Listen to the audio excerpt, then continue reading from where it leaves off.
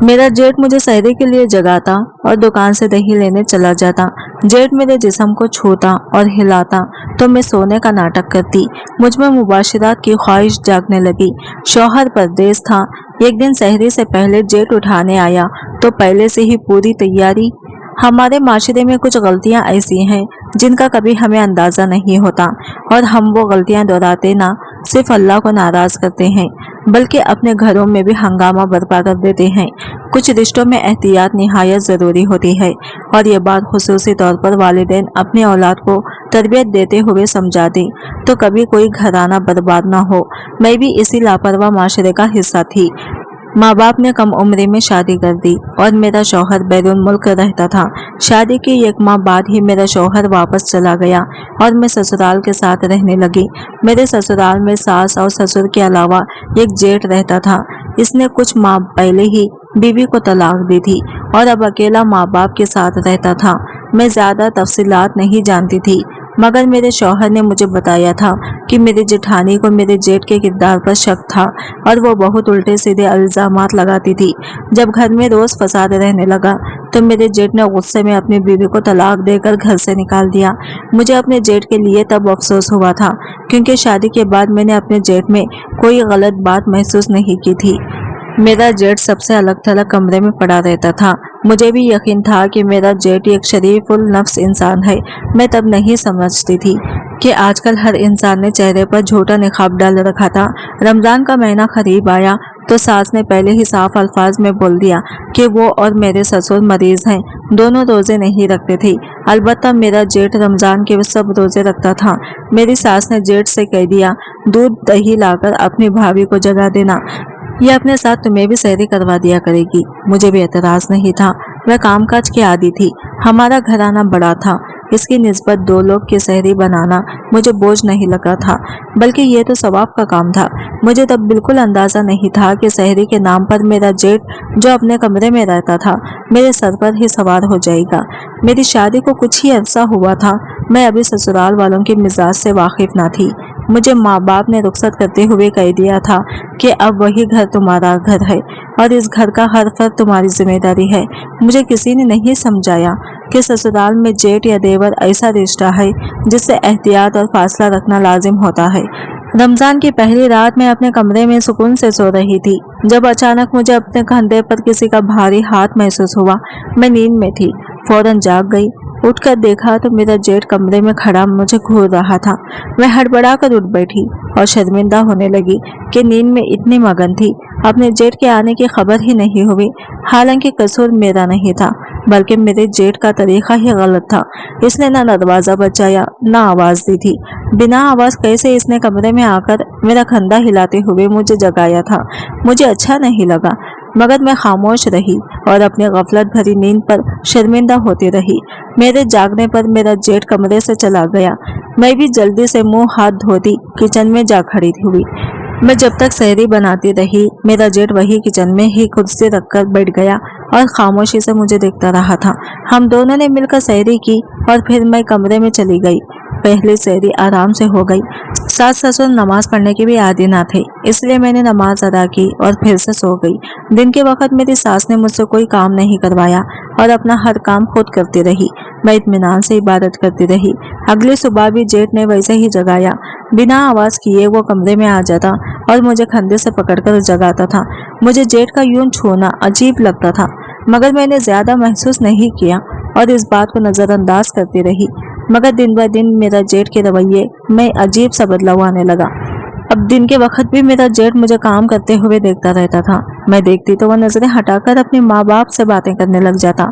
जब से मैं अपने जेठ को सहरी करवाने लगी थी वो सारा दिन मेरी तारीफ करता रहता और अपने माँ बाप से कहता कि आपकी ये बहू बहुत अच्छी लड़की है। मेरी तो किस्मत ही खराब थी।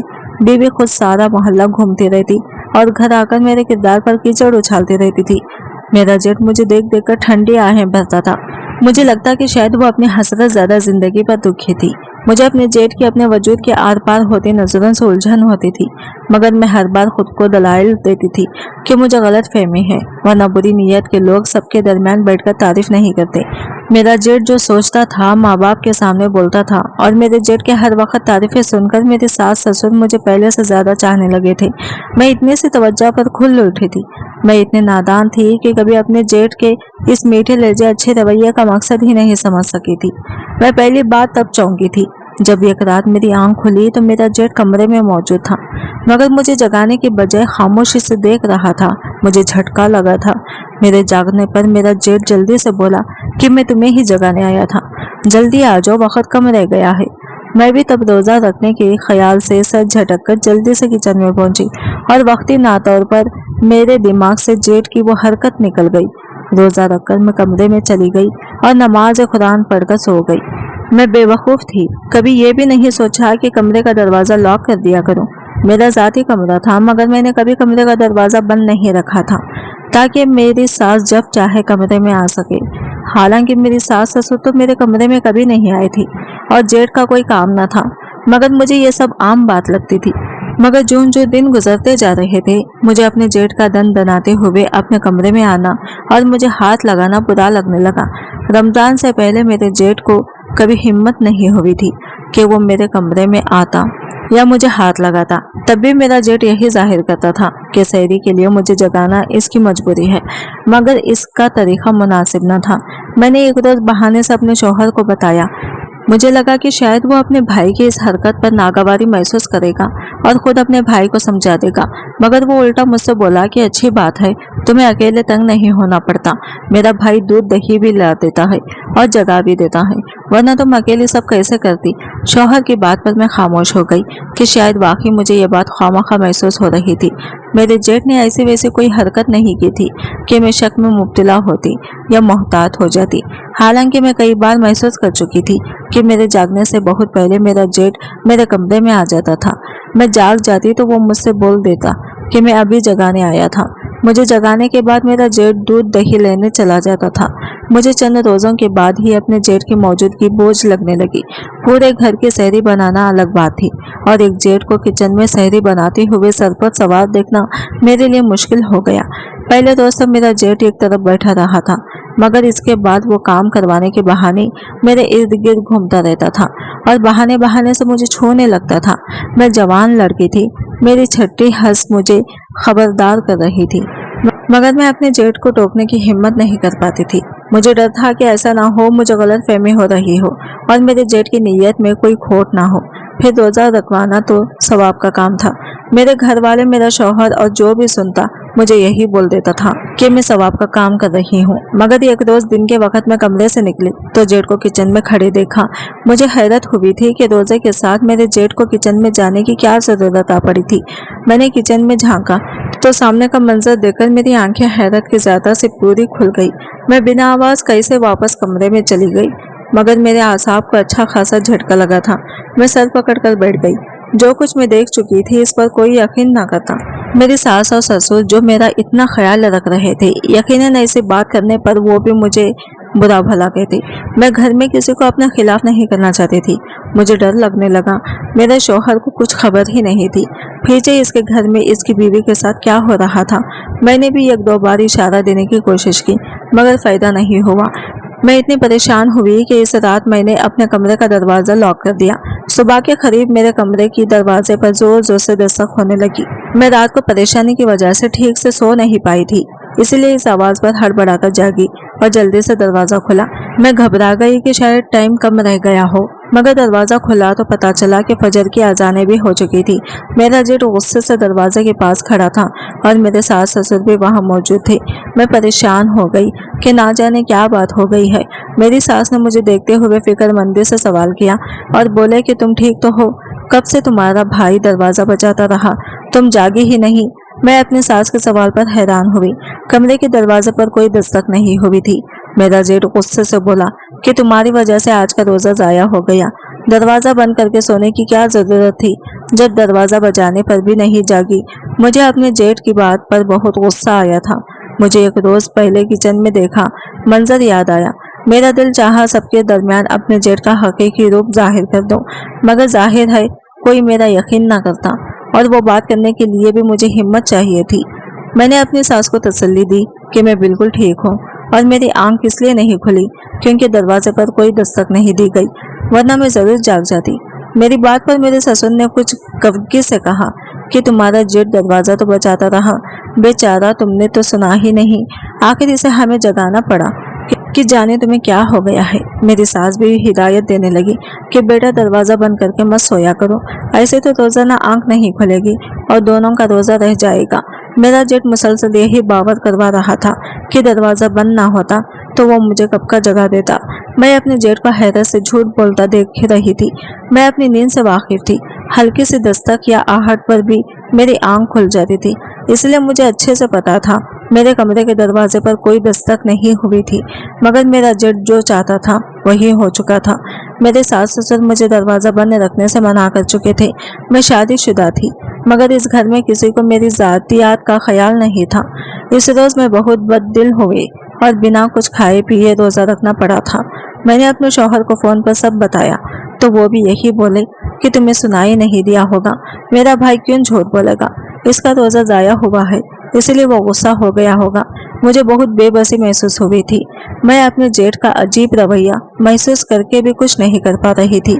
अगली रात मैंने दरवाजा बंद नहीं किया और मेरा जेठ वक्त से पहले मेरे कमरे में आ गया। इसने मेरे कंधे को अभी छुआ था कि मेरी आंख खुल गई। मैं उठकर बैठ गई, घड़ी पर वक्त देखा तो ठिठक गई। मेरा जेठ मुझे वक्त से पहले मुझे जगा चुका था। मेरे देखने पर मेरा जेठ बोला कि मैं कल परेशान हो गया था, आज इसलिए चेक करने आया कि तुम ठीक हो या नहीं, अभी सेरी का वक्त नहीं हुआ। मैं अपने जेठ की बात पर सब्र की घून भर कर रह गई। मुझे तब अंदाजा हुआ कि मेरा जेठ मुझे जगाने नहीं आया था। इसे अंदाजा नहीं था कि इसके छूने पर मैं फौरन जाग जाऊंगी। मैं इस वक्त तो उठकर बहाने से बाथरूम में बंद हो गई। मेरा जेठ कमरे से चला गया, मगर मेरी घबराहट बढ़ गई थी। मेरे जेठ की हरकतें दिन ब दिन नाकाबिले बर्दाश्त होती जा रही थी, और मेरी बेबसी ये थी कि मैं अपने कमरे में भी सुकून से सो नहीं पा रही थी। दिन निकलने तक मेरे सास ससुर सोए रहते थे और मेरा जेठ दीदार दिलेरी से कमरे में चला आता था। इस वक्त सिर्फ हम दोनों अकेले होते थे और मेरी खामोशी मेरे जेठ को हवा दे रही थी। इस रात मैं सहरी का वक्त होने तक सो नहीं पाई थी। इससे अच्छा था कि मैं अकेली रोजा रखती रहती, मगर अब मुझे समझ आ चुकी थी कि मेरा जेठ क्यों रोजाना सहरी में मुझे उठाता था और मेरे साथ किचन में खड़ा रहता था। मैंने अपनी सास से कुछ रोज के लिए मैके जाने की इजाज़त मांगी तो वो मुझे मना कर गई और बोली कि यहाँ तुम्हारे जेठ को रोजा कौन रखवाएगा। अब अगर एक सवाब कमा रही हो तो इस काम को पूरा करो। मैं बूढ़ी जान अब सुबह सवेरे जाग कर किचन में खड़ी नहीं सकती। मैं बेचारगी से अपनी सास को देख कर रह गई थी। जिस शख्स की वजह से मैं घर से जाना चाहती थी, इसी की वजह से मुझे रुकना पड़ा। मैं ये भी नहीं कह सकती थी कि मेरी शादी से पहले सब कैसे होता था। मैं पहले ही जानती थी कि पिछले रमजान में जेठानी इस घर में मौजूद थी। अब वो नहीं थी तो मुझे ही सब करना था। जब मुझे और कोई रास्ता न मिला तो मैं अपने शौहर से जिद करने लगी कि या वो वापस आ जाए या मुझे बुलवा ले। मेरे शौहर मेरी इस बेवजह जिद पर परेशान हो गए और बोले कि शायद के वक्त ऐसा कुछ तय नहीं हुआ था। वैसे तो मेरे शौहर की बैरून मुल्क अच्छी नौकरी थी और वो अच्छी खासी भारी रकम घर भेजते थे। वो चाहते तो मुझे बुलवा सकते थे, मगर वो अपने बूढ़े माँ बाप की वजह से मुझे नहीं बुलवाते थे। मैंने एक रोज़ा वाज़ह अल्फाज में शौहर को बोल दिया कि वो अपने भाई को समझाए, वो सुबह जाकर मेरा काम न बढ़ाए। मेरे शौहर को हैरत हुई। वो बोले कि मेरे भाई को रोज़ा रखना होता है, एक सहरी करवाने पर तुम हर आए दिन इतना मसला क्यों बना रही हो। मैंने गुस्से से शौहर को बता दिया कि इसका भाई रोज़ा ही नहीं रख रहा। मेरे शौहर को झटका लगा। मैंने कुछ रोज़ पहले अपने जेठ को किचन में देखा था तो वो वहाँ छुप कर फ्रिज से फ्रूट निकाल कर खा रहा था। मैं इस रोज़ हक्का बक्का रह गई थी। मुझे तब पता चला था कि मेरा जेठ रोज़ा ही नहीं रखता था, मगर वो फिर भी सहरी के वक्त जाग कर मुझे तंग करता था। मैं ये जानकर बहुत डर गई थी। मुझे तब एहसास हुआ था कि अगर रोज़ा न रखने के बावजूद मेरा जेठ रोज़ाना इस वक्त जाग रहा था जब मेरे सास ससुर सोए होते थे, तो इसका मतलब साफ था वो सिर्फ मौके से फ़ायदा उठा रहा था। मगर मेरी बात का सास ससुर कभी यकीन ना करते और मेरे शौहर को भी ये सुनकर गुस्सा आया। वो मुझे डांटने लगे कि तुम मेरे भाई पर उल्टे सीधे इल्ज़ामात लगा रही हो। वो सुबह सवेरे उठकर दूध दही लेने जाता है तुम्हें सहरी के लिए जगाता है और तुम इसकी एक रोटी बनाने से बचने के लिए इल्जाम लगा रही हो। मैं परेशान हो गई। मेरे शौहर को मेरी बातों पर यकीन नहीं आया, बल्कि वो अफसोस करने लगे और बोले कि मेरा बदकिस्मत भाई जानता तक नहीं कि इसकी बीवी के बाद अब तुम भी इसे बर्दाश्त नहीं कर पा रही, जबकि वो तुम्हारी इतनी तारीफ करता है, छोटी बहन समझता है, और तुम उल्टी सीधी बातें कर रही हो। मैं चुप सी हो गई। मेरे जेठ का किरदार इसके घर वालों के सामने साफ था। मैं इस घर में नहीं थी, इसलिए मुझ पर यकीन इन लोगों के लिए मुमकिन नहीं था। यह बात समझने के बाद मैंने खामोशी इख्तियार कर ली। मैं इस बात पर अपना घर बर्बाद नहीं करना चाहती थी, इसलिए अपने शौहर से माफ़ी तलाफी करके बात ख़त्म कर दी। और चंद दिन के बाद जब शौहर का मिजाज अच्छा देखा तो इसको मशवरा दिया कि वो अपने बड़े भाई की शादी करवाएं। जेठ की बीवी होगी तो वो अपने शौहर को भी संभालेगी और सास ससुर का भी ख्याल रखेगी। मेरा मशवरा मेरे शौहर को अच्छा लगा। वो माँ बाप से बोले कि बड़े भाई का मुनासिब सा रिश्ता तलाश करें। मेरे जेठ ने सुना तो ठटक गया। इस रोज़ के बाद संभल कर रहने के बजाय मेरा जेठ मजीद बेबाकी पर उतर आया और अब अक्सर मेरे कमरे में आकर मुझे जगाने के बहाने उल्टी सीधी हरकतें करने लगा। किचन में भी वो मुझे तंग करता और करीब खड़ा रहता था। मैं रोजाना दुआएं करने लगी कि जल्द जेठ को कहीं से अच्छा रिश्ता मिले और सादगी से शादी हो जाए तो मेरी जान छूट जाएगी। मुझे तब बिल्कुल नहीं पता था कि जेठ की शादी से पहले ही मुझ पर कैसी क़यामत टूटने वाली थी। मैं तो ये सोचकर मुतमईन थी कि जल्द से जल्द जेठ का रिश्ता होने वाला है, मगर मेरा जेठ तो कुछ और सोचे बैठा था। एक रोज़ वो मुझे सहरी के लिए जगाने आया तो इससे पहले जागी हुई थी। मैं वैसे भी अब मोबाइल में अलार्म लगा कर रखती थी ताकि वक्त से ही जाग जाऊं। मेरा जेठ मुझे जगा हुआ पाकर खामोशी से लौट गया। मैं इत्मीनान से किचन में सहरी बनाने चली गई। मेरा जेठ इस रोज मेरे करीब नहीं आया था, दूर से बैठकर ही मुझे देखता रहा। मैं दिल ही दिल में खुश हो गई थी कि शायद मेरे जेठ को अब अकल आ गई है। अपने जेठ को खाना देकर मैं खुद कमरे में चली गई। इत्मीनान से सहरी की और फिर अजाने होने पर मैं वजू करने चली गई। नमाज अदा करके मैं सुकून से सो गई। मेरे सर से बोझ सा उतरा था। मैं अपने जेठ की तरफ से लापरवाह हो चुकी थी, मगर इस रोज मैं अभी फजर पढ़कर सोई थी कि मेरा जेठ अचानक कमरे में आ गया। मैं अपने जेठ को बेवक्त कमरे में आता देखकर हैरान हुई थी। मुझे गुस्सा भी आया था, मगर मेरा जेठ की अगली हरकत ने मेरे होश उड़ा दिए। वो कमरा बंद कर दिया। मैं घबराकर पूछने लगी कि इसे क्या चाहिए, वो क्यों कमरे में आया है। मेरा जेठ मुझसे उल्टी सीधी बातें करने लगा और बोला कि तुम्हारे शौहर को तुम्हारी कदर ही नहीं, इतनी खूबसूरत और बावफा बीवी है इसकी, मगर वो तुम्हें यहाँ अकेला छोड़कर चला गया। मेरा जेठ मेरे करीब आते हुए बोला कि मेरे भाई से अच्छा तो मैं हूँ, तुम्हारी मुझसे शादी हुई होती तो मैं तुम्हें सर आंखों पर बिठाता और ऐसे अकेला कभी न छोड़ता। मेरे हवस जवाब देने लगे। मैंने उठकर वहां से जाना चाहा, मगर मेरा जेठ मेरा रास्ता रोक गया। मेरा रंग उड़ चुका था। मेरे जेठ की अजीब बातें मुझे एहसास दिला गई कि वो किस नीयत से मेरे पास आया था। मैं रोजे के साथ थी, इसे समझाने की कोशिश करने लगी, मगर मेरा जेठ इस रोज मुझे छोड़ने को तैयार नहीं था और जबरदस्ती मेरे साथ सारी हदें पार करता चला गया। मैं पूरी शिद्दत से चीखती रही, मगर मेरे सास ससुर मेरी चीखों पर भी नहीं आए थे। मेरा शौहर मुझे जिन माँ बाप की खिदमत के लिए छोड़कर गया था, वो माँ बाप मेरी पुकार पर भी नहीं आए और मेरा जेठ मेरी इज्जत और नामवाज सर रौन कर कमरे से चला गया। मैं होशो हवा से बेगाना वही पड़ी रह गई थी। मुझे हैरत थी मुझ पर क़यामत गुजर गई, मगर हर वक्त मेरा ख्याल रखने वाले मेरे सास ससुर को खबर ही नहीं हुई थी। जब मैं सारा दिन कमरे से निकली नहीं तो मेरी सास मेरे पास आई। मेरी सास ने मेरी हालत देखी तो साकित रह गई। वो घबरा कर मुझसे पूछने लगी कि तुम्हें क्या हुआ है। मेरा सबर जवाब दे चुका था। मैं चीख चीख कर अपने सास से लड़ने लगी कि जब मेरी इज्जत इनका बेटा अपने घर में मेरे साथ जबरदस्ती कर रहा था तो तब मेरी पुकार वो क्यों नहीं आई। मैं गम से चीख रही थी, जबकि मेरी सास मेरे अल्फाज पर लड़खड़ा से गई और मुझे बुरा भला कहने लगी। वो मुझसे बोली कि हमारा बेटा तो रात को ही जरूरी काम की वजह से दूसरे शहर चला गया था, तुम किसी के साथ मुंह काला करती रही।